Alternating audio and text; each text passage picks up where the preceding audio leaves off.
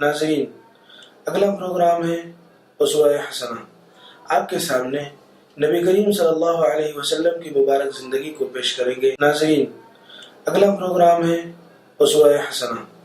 آپ کے سامنے نبی کریم صلی اللہ علیہ وسلم کی مبارک زندگی کو پیش کریں گے۔ اللہ الرحمن الرحیم، الحمدللہ رب العالمین، والصلاة والسلام علی رسولہ الکریم، اما بعد۔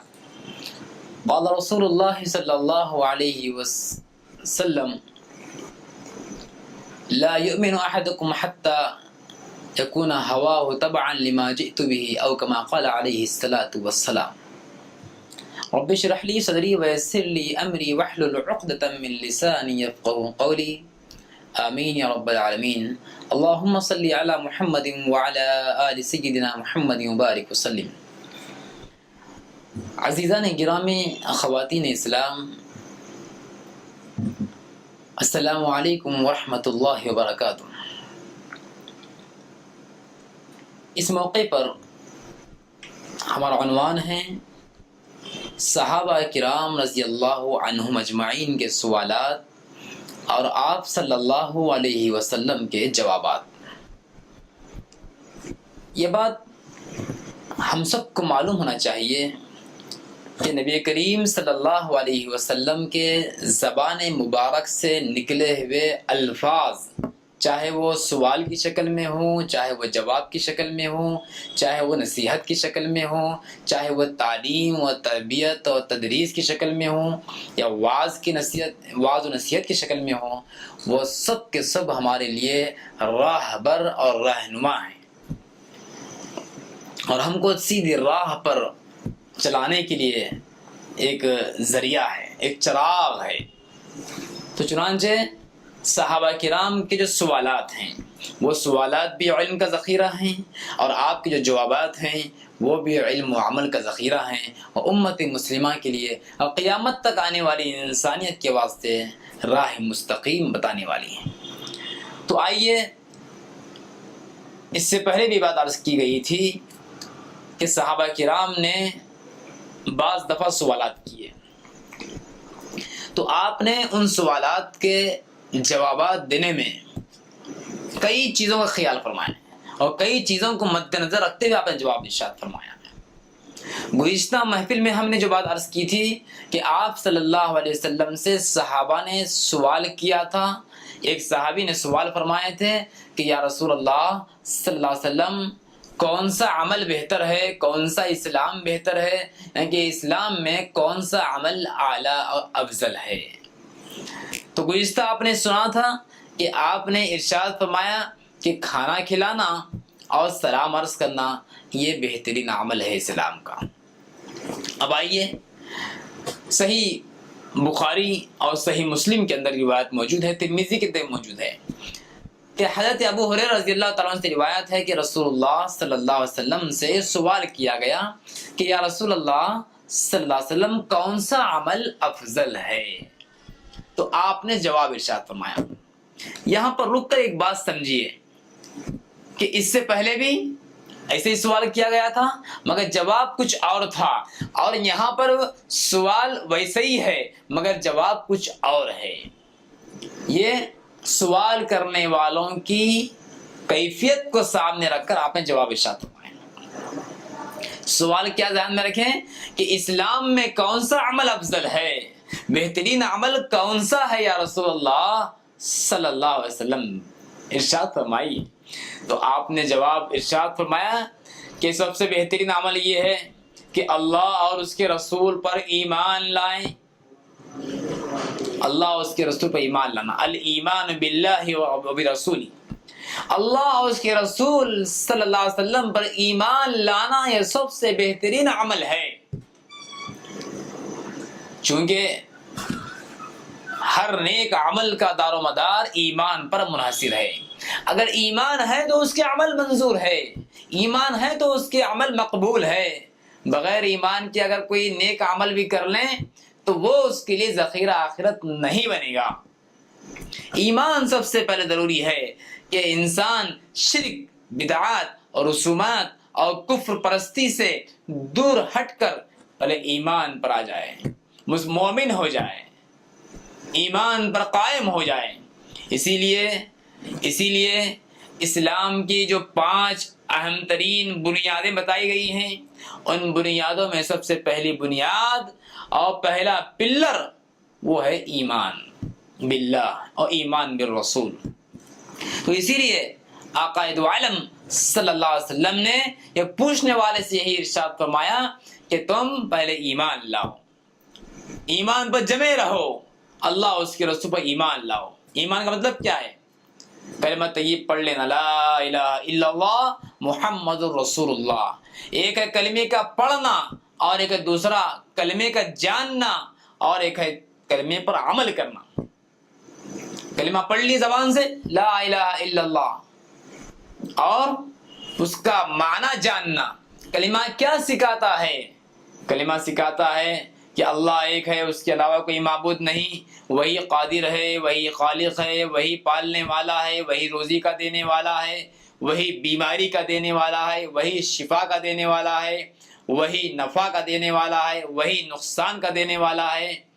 وہ جو ہے اللہ کی ذات مہیمن ہے، حفاظت کرنے والی ہے۔ یہ تمام چیزیں اللہ کی ذات اور صفات پہ یقین رکھنا، اور پیغمبر صلی اللہ علیہ وسلم کے بارے میں یقین رکھیں کہ آپ اللہ کے پیغمبر ہیں، اللہ کے نبی ہیں، اللہ کے رسول ہیں، اور آپ کی لائی ہوئی کتاب اور آپ کی لائی ہوئی شریعت ہم سب کے لیے قابل عمل ہے، اس پر عمل کرنا چاہیے۔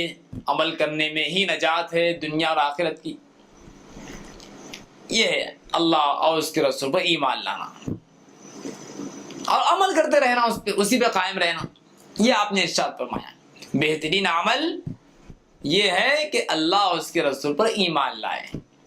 پوچھنے والے شخص نے پھر پوچھا کہ یا رسول اللہ صلی اللہ علیہ وسلم، پھر اس کے بعد کون سا عمل افضل ہے؟ یعنی کہ کوئی ایمان لا لیے ہیں، کلمہ پڑھ لیے ہیں، اب اس کے بعد میں کلمہ پڑھنے کے بعد میں کون سا عمل افضل ہے؟ تو آپ نے ارشاد فرمایا کلمہ پڑھنے کے بعد، ایمان لانے کے بعد بہترین عمل اللہ کے راستے میں جد و جہد کرنا ہے۔ اللہ کے راستے میں دین اسلام کے اعلاء کے لیے اور دین اسلام کی سربلندی کے لیے اور اعداء اسلام کی سرکوبی کے واسطے اپنی جان اور اپنے مال کی قربانی دینا، اسلام کے خلاف کھڑے ہونے والوں کے لیے دفاعی اقدام کرنا، اور اس کے لیے ضرورت پڑے تو ہر چیز کو قربان کرنے کے لیے تیار ہو جانا۔ یہ ہے ایمان کے بعد افضل ترین عمل۔ صحابہ نے اس کو کر بتائے، ایمان لانے کے بعد جب بھی ضرورت پڑی اللہ کے راستے میں جانے کی تو کسی چیز کی پرواہ کیے بغیر اللہ کے راستے میں چلے گئے اور جان، مال، اولاد، ہر چیز کی قربانی دی۔ پھر وہ شخص نے عرض کیا رسول اللہ صلی اللہ علیہ وسلم، اس کے بعد پھر کون سا عمل افضل ہے؟ یعنی کہ کوئی ایمان بھی لا لیے اور کوئی اللہ کے راستے میں جد و جہد بھی کرتے ہیں، اس کے بعد کون سا عمل افضل ہے؟ تو آقا نے ارشاد فرمایا اس کے بعد بے ریا کا حج، بے ریا حج، بے خطا حج، بغیر خطا کے، بغیر غلطی کے حج کرنا۔ حج کرنے میں ریاکاری نہیں ہونا اور حج کرنے میں کوئی غلطی نہیں کرنا، اچھے انداز سے حج کرنا۔ یہ چیزیں ہیں تو معلوم یہ بات، سب سے پہلے چیز کیا ہے؟ ایمان، اور اس کے بعد اللہ کے راستے میں جد و جہد کرنا، اور اس کے بعد تیسرا عمل کیا فرمائیں؟ حج کرنا۔ ان چیزوں پر عمل کرنا گویا کہ افضل ترین عمل ہے، محبوب ترین عمل ہے۔ یہ آقا نے ارشاد فرمایا۔ آج کل لوگ حج کرتے ہیں تو اس میں ریاکاری ہوتی ہے، بعض لوگ ماشاءاللہ اللہ کے واسطے کرتے ہیں، اخلاص بھی ہوتا ہے، لیکن بعض ایسے ہوتے ہیں کہ ان کے حج میں ریا ہوتا ہے، ان کے حج میں خطا ہوتی ہے، وہ حج کے مناسک کو اچھے انداز سے ادا نہیں کرتے، لاکھوں روپے خرچ کر کر جانے کے بعد وہاں راحت اور آرام کو پیش نظر رکھا جاتا ہے اور اراکین حج اور مناسک حج کو ادا کرنے کی طرف توجہ کم کی جاتی ہے، اور حج کے اعمال کرنے میں خطائیں اور اغلاط کرتے ہیں۔ کیا اچھا ہوتا کہ عازمین حج کو جانے سے پہلے تمام امور کو سیکھ کر جائیں، جس طرح نماز سیکھ کر پڑھی جاتی ہے اور جس طریقے سے زکوٰۃ کے بارے میں جو ہے مسائل سیکھتے ہیں، اسی طریقے سے حج کے بھی مسائل ہیں، حج کے بھی اراکین ہیں، اس کو بھی سیکھنا چاہیے۔ غرض ہے کہ صحابی کا سوال تھا کہ بہترین افضل ترین عمل کون سا ہے، تو اس سوال کے جواب میں آقا نے 3 چیزیں ارشاد فرمائی۔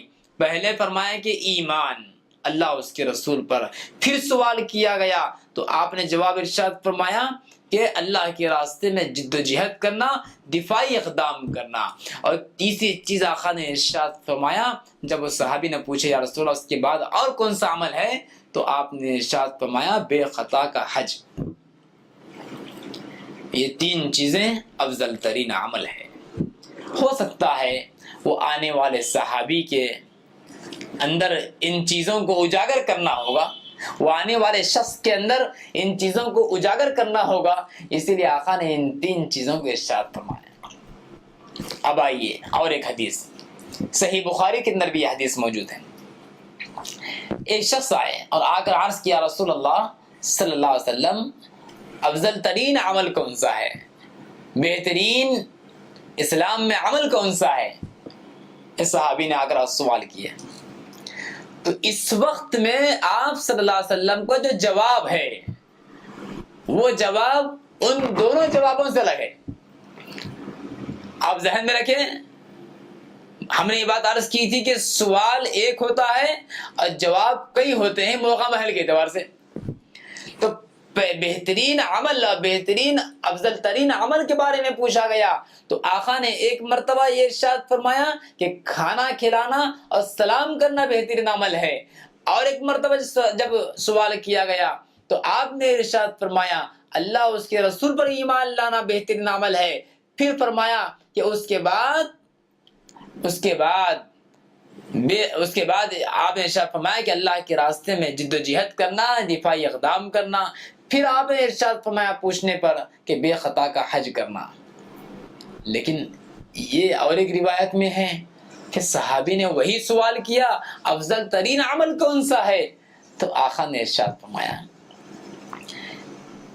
کہ اپنی زبان سے اور اپنے ہاتھوں سے کسی کو تکلیف نہ پہنچانا، یہ افضل ترین عمل ارشاد فرمایا۔ فرمایا کہ المسلم من سلم المسلمون من لسانہ و یدہ، جس کی زبان اور ہاتھ سے دوسرے مسلمان محفوظ ہوں وہ گویا کہ بہترین عمل کرنے والا ہے۔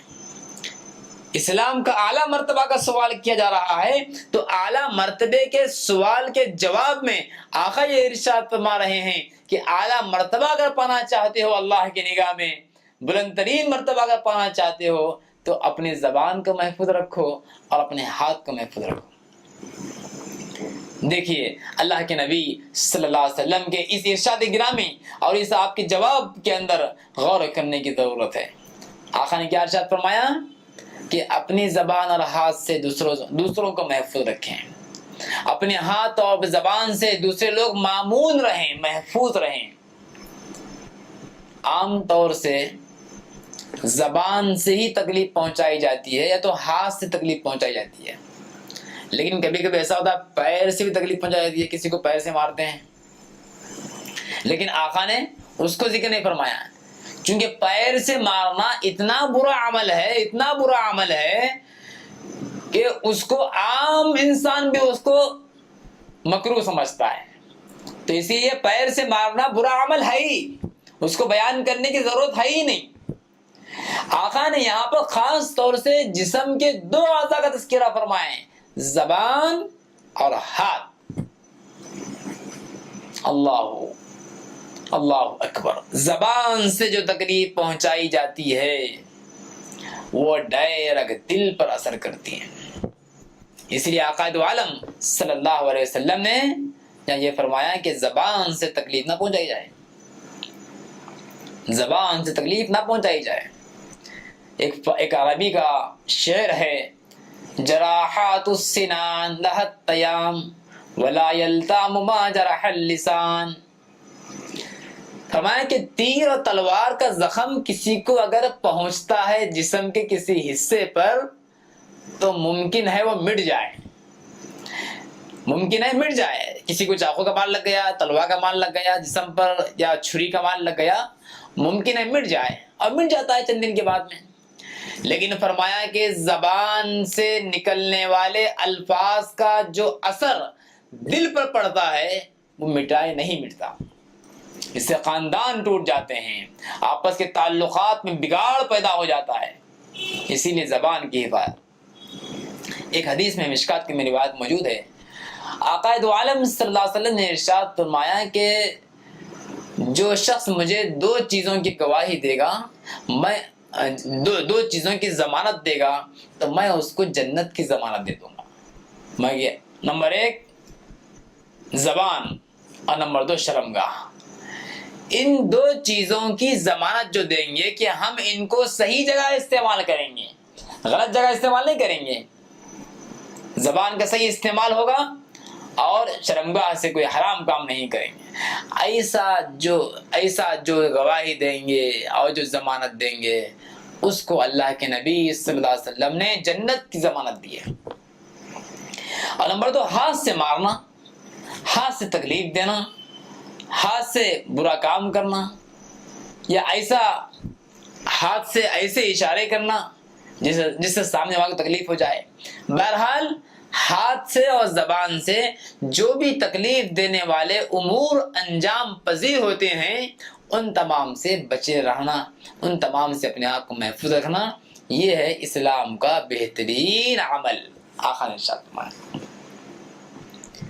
ہم سب کو چاہیے کہ اپنے زبان اور اپنے ہاتھوں کو محفوظ رکھیں، اور اللہ کے نبی صلی اللہ علیہ وسلم کا یہ اسوہ تھا اور آپ کا نمونہ تھا کہ آپ جب بھی جو بھی بات ارشاد فرماتے تھے زبان مبارک سے کسی کو تکلیف نہیں پہنچتی تھی۔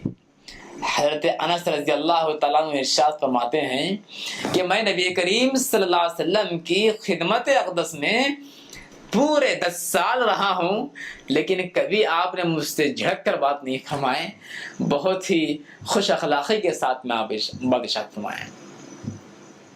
زبان مبارک سے کسی کو تکلیف دینے والا لفظ نہیں نکلتے تھے، اور اپنے ہاتھ مبارک سے کسی کو تکلیف نہیں پہنچاتے تھے۔ آج معاشرے کے اندر ہم دیکھتے ہیں کہ نبی کریم صلی اللہ علیہ وسلم کے اس اسوہ پر عمل کرنے کی بجائے آج لوگ اپنے زبانوں کا ناجائز استعمال کر رہے ہیں اور اپنے ہاتھوں کا ناجائز استعمال کر کے کسی کے دلوں کو دکھاتے ہیں اور اس سے کسی کے تعلقات میں بگاڑ پیدا کرتے ہیں۔ ہم سب کو اپنی اصلاح کر لینا چاہیے، اسوہ حسنہ پر عمل کرتے ہوئے زبانوں کی حفاظت کریں اور اپنے ہاتھوں کی حفاظت کریں، اور اگر ہم چاہتے ہیں کہ اسلام کا بہترین عمل کرنے والے بن جائیں تو اس عمل کو انجام دیں، زبان کی حفاظت اور اپنے ہاتھوں سے کسی کو تکلیف پہنچانے سے بچے رہیں۔ آئیے اور ایک سوال اور آپ کا جواب ہمیشہ سنتے ہیں۔ ایک مرتبہ نبی کریم صلی اللہ علیہ وسلم کی خدمت میں یہ سوال کیا گیا عورتوں کی جانب سے کہ یا رسول اللہ صلی اللہ علیہ وسلم، عورتیں جہنم میں زیادہ کیوں جائیں گی؟ عجیب سوال ہے۔ کیا فرمایا؟ خواتین اسلام صحابیات کی جانب سے یہ سوال کیا جا رہا ہے کہ یا رسول اللہ صلی اللہ علیہ وسلم، عورتیں جہنم میں زیادہ کیوں جلیں گی؟ کثرت سے جہنم میں عورتیں زیادہ کیوں رہیں گی؟ اصل میں یہ سوال پیدا ہونے کا مقصد یہ ہے کہ آقا دو عالم صلی اللہ علیہ وسلم جب معراج میں تشریف لے گئے تھے، آپ سب کو معلوم ہے، معلوم ہونا چاہیے، ہم سب کو ہمارے پیغمبر صلی اللہ علیہ وسلم کے اسوہ اور آپ کی سیرت کے بارے میں پوری جانکاری ہونا چاہیے۔ آج افسوس اس بات کا ہے، ایک انسان کی کوئی دکانداری کرتا ہے یا کوئی بزنس کرتا ہے، کوئی تجارت کرتا ہے یا کہیں ملازمت کرتا ہے تو اس کے پورے اصول و ضوابط کو جانتا ہے۔ تجارت کرنے والا تجارت کے پورے اصول و ضوابط کو جانتا ہے اور اس فن کے بارے میں پوری جانکاری حاصل کرتا ہے۔ کوئی آدمی کہیں ملازمت کرتا ہے، کہیں ڈیوٹی کرتا ہے تو وہاں کے پورے اصول و ضوابط کو جانتا ہے اور اس کے سیاق و سباق کو جانتا ہے اور اس کے شرائط و کنڈیشن پر عمل کیا کرتا ہے۔ مگر افسوس ہے ہم مسلمان ہیں، اللہ اور اس کے رسول صلی اللہ علیہ وسلم پر ایمان لائے ہیں، مگر رسول صلی اللہ علیہ وسلم کے اصول حیات، زندگی کے اصول، زندگی گزارنے کے اصول، آپ کے رہن سہن کے طریقے اور آپ کے لائی ہوئی شریعت کے اصول و ضوابط کیا ہیں، اس سے بہت کم واقف رہتے ہیں، اس سے بہت کم واقف رہتے ہیں۔ ایک انسان کوئی دکان چلا رہا ہے، کوئی بزنس کر رہا ہے اور اس کو اس بزنس میں کسی چیز کے اندر کمی معلوم ہوتی ہے، وہ کسی چیز کے بارے میں جانکاری میں کمی معلوم ہوتی ہے تو وہ شخص اپنا گھر دار چھوڑ کے، اپنا وطن چھوڑ کے، پیسہ خرچ کر کے جہاں اس کو جانکاری حاصل ہوتی ہے وہاں جا کر وہ جانکاری حاصل کرنے پر آمادہ ہوتا ہے، جاتا ہے اور جان کی مال کی قربانی دے کے وہ اس جانکاری کو حاصل کر کے آتا ہے۔ مگر رسول اللہ صلی اللہ علیہ وسلم کی سیرت اور آپ کی اسوہ کو جاننے کی فکر بہت کم ہوا کرتی ہے۔ تو ہم یہ بات عرض کر رہے تھے کہ ہم سب کو معلوم ہونا چاہیے کہ ہمارے نبی صلی اللہ علیہ وسلم کو معراج کا جو ہے واقعہ پیش آیا اور آپ شب معراج میں اللہ سے ملاقات فرمائیں، سفر معراج ہوا، تفصیل ہے بہت، رجب کے مہینے میں واقعہ پیش آیا، تفصیل بہت ہے، اس میں جانے کی ضرورت نہیں، ہم سب جان لیں، معلومات حاصل کر لیں کتابوں سے۔ تو معراج میں جب تشریف لے گئے تھے آپ تو اس وقت میں آپ نے جہنم میں عورتوں کو بکثرت دیکھے۔ تو جب آپ نے عورتوں سے اور تمام مردوں سے آپ نے یہ ارشاد فرمایا تو عورتوں کو سوال پیدا ہوا کہ بتائیے ہم کیا غلطی کیے، ہمارے سے کیا ایسا عمل ہوا کہ ہم جہنم میں زیادہ چلے گئے، کثرت سے ہم کو جہنم میں بھیج دیا گیا۔ تو آقا دو عالم صلی اللہ علیہ وسلم نے ان عورتوں کے سوال کا جواب ارشاد فرمایا، اور یہ حدیث مختلف کتابوں کے اندر، بخاری کے اندر موجود ہے، صحیح بخاری جلد نمبر 1 کے اندر موجود ہے۔ تو آپ نے جواب یہ ارشاد فرمایا کہ دیکھو جہنم میں جانے کی وجہ یہ ہے کہ عورتیں اپنے شوہروں کی ناشکری کرتے ہیں، عورتیں شوہروں کی ناشکری کرتے ہیں، شوہر اور آپس میں لعن طعن زیادہ کرتے ہیں، ایک دوسرے پر لعن طعن کرنا اور شوہر کی ناشکری کرنا، یہ صفت عورتوں میں زیادہ ہوتی ہے۔ اسی لیے آپ نے فرمایا کہ تم صدقہ کیا کرو اور کثرت سے استغفار کیا کرو، اللہ تبارک و تعالی ہو سکتا ہے اس کے طفیل تمہاری اصلاح فرما دے اور تم کو جہنم میں جانے سے بچائے۔ عورتوں کو چاہیے کہ آپ کا یہ جو جواب ہے، اس جواب کو سن کر اپنی زندگی میں عمل کرنے کا جذبہ پیدا کریں، اپنے شوہروں کی ناشکری نہ کریں، لعن طعن نہ کریں۔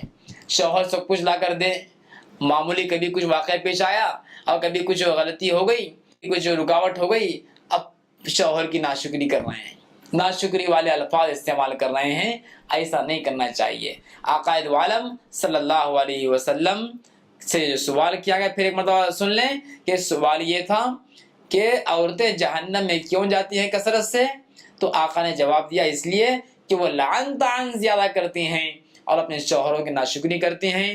ہم سب اس بات کا تہیہ کر لیں کہ انشاءاللہ ان دو بری صفات سے ہم اپنے آپ کو محفوظ رکھیں گے۔ اللہ تعالیٰ سے دعا ہے ہم سب کو ان باتوں پر عمل نصیب فرمائے، اور صحابہ کرام نے جو سوالات کیے ہیں اور آپ نے جو جوابات ارشاد فرمائے ہیں، ان جوابات کی روشنی میں ہمیں زندگی گزارنے کی اللہ تعالیٰ ہدایت نصیب فرمائے۔ آمین یا رب العالمین، وما علینا الا البلاغ المبین۔ والسلام علیکم ورحمۃ اللہ وبرکاتہ۔ یا وجیہ دینی والکرم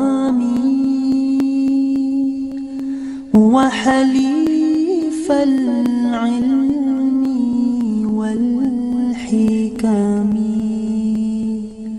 نبي نبي نبي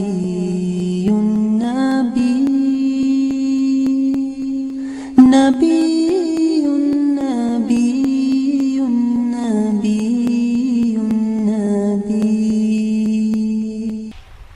ہر سال آپ رمضان میں اعتکاف میں بیٹھتے تھے مستقل، اور ایک دفعہ آپ نے اعتکاف اپنا توڑ دیا کسی وجہ سے، تو پھر شوال میں آپ نے 10 دن کا اعتکاف فرمایا۔ اعتکاف کرنے والا ایسا ہے جیسے اللہ کے دربار پہ جا کے بیٹھ گیا، جو سخی کے در پہ بیٹھتا ہے وہ لے کے ہی اٹھتا ہے۔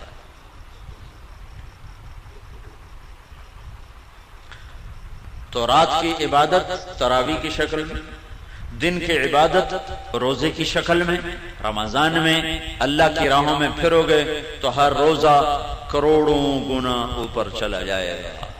میرے نبی نے فرمایا نفل روزے کے بدلے میں ساری دنیا سونا بنا کے دے دیں تو اس کا بدلہ نہیں ہے، تو فرض روزے کا کون جان سکتا ہے کہ اللہ کیا دینے والا ہے؟ میرے نبی نے فرمایا جو رمضان کا روزہ ایسے رکھے کہ کوئی نشہ نہ پیے، کوئی حرام لقمہ پیٹ میں نہ لے جائے، کسی کو زبان سے گالی گلوچ غیبت چغلی شکایت نہ کرے، بہتان نہ باندھے، اور پورے رمضان میں کوئی گناہ نہ کرے، جو ایسا روزہ رکھے گا ہر روزے کے بدلے میں جنت کی 100 حوروں سے اس کی شادی کی جائے گی، ہر روزے کے بدلے، اور ہر روزے کے بدلے میں جنت میں ایک اللہ گھر بنائے گا۔ اگر پوری دنیا اس گھر میں رکھو تو یوں وہ اس گھر میں نظر آئے گی جیسے پوری دنیا میں ایک بکری نظر آتی ہے، ایسے ہی پورا جہان اس محل میں بکری کی طرح نظر آئے گا۔ تو بھائیو، یہ رمضان تھوڑا گرمی کا ہے، اگلے سال اور گرم ہوگا، اس سے اگلے سال اور گرم ہوگا۔ یہ میرے رب کا امتحان ہے اپنے بندوں کے لیے، تھوڑے وقتوں کا کہ اللہ 50,000 سال کے دن کی گرمی کی بھوک اور پیاس سے بچائے گا۔ کان مقدارہ 50,000 سنہ، جس کی لمبائی 50,000 سال کے برابر ہے، اللہ اس سے ہماری حفاظت فرمائے گا۔ اور باب الریان، جنت کے 8 دروازے ہیں، ایک دروازے کا نام ہے ریان، وہ روزہ رکھنے والوں کے لیے ہے، روزے داروں کو اس سے جنت میں اللہ تعالیٰ داخل فرمائے گا۔ تو روزے کا مطلب منہ بند کرنا نہیں ہے، روزے کا مطلب ہے آنکھ بھی روزہ رکھے، حرام نہ دیکھے، کان بھی روزہ رکھیں، حرام نہ سنیں، زبان بھی روزہ رکھے، گالی غیبت چغلی نہ ہو، ہاتھ بھی روزہ رکھے، غلط نہ تولے، غلط نہ لکھے، ظلم نہ کرے، پاؤں بھی روزہ رکھیں، غلط محفل کو چل کے نہ جائیں۔ محکمہ جات کے لوگ کتنے لوگ یہاں رمضان آ گیا ہوں رشوت نہیں لینی ہے، رمضان تو پیچھے حلال، رمضان سے حرام ہے۔ وہ میں ایک شہر سے گزرا، بنو میں میری جماعت گئی تھی رمضان میں، تو ایک سینما کے آگے بورڈ لگا ہوا تھا رمضان کے احترام میں سینما بند ہے۔ میں نے کہا یہ چنگی شریعت مسلمانہ بنائی، بے رمضان چ حرام تے بعد چ حلال ہے۔ جسے کہتے ہیں یار تو دیکھو نا داڑھی رکھ کے تو جھوٹ بول رہا ہے، تو اس کا مطلب ہے داڑھی شیو کرا دو تو پھر جھوٹ حلال ہو گیا ہے۔ ایک تاجر نے نا ہمارے ساتھ کچھ وقت لگایا، لاہور کا بڑا تاجر، تو اس نے داڑھی رکھ لی، 4 مہینے بعد میں نے دیکھا تو پھر صاف۔ میں نے کہا یہ کیا کیا ہے؟ کہنے لگا جی سارا دن جھوٹ بولنا پمدا ہے، میں منع چھڑی۔ میں کہتا ہوں جھوٹ حلال ہو گیا، ہوں تو تیرے 2 گناہ ہو گئے، ایک داڑھی مناون دا، ایک جھوٹ بولن دا۔ تو رمضان میں حرام اور بعد میں حلال ہے۔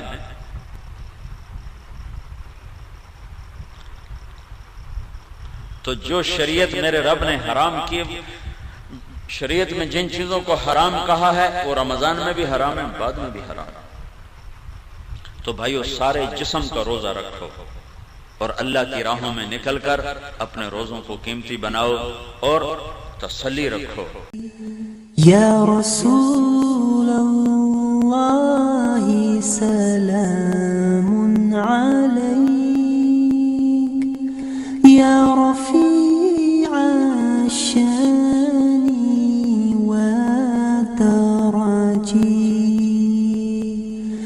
رسول رسول رسول رسول ناظرین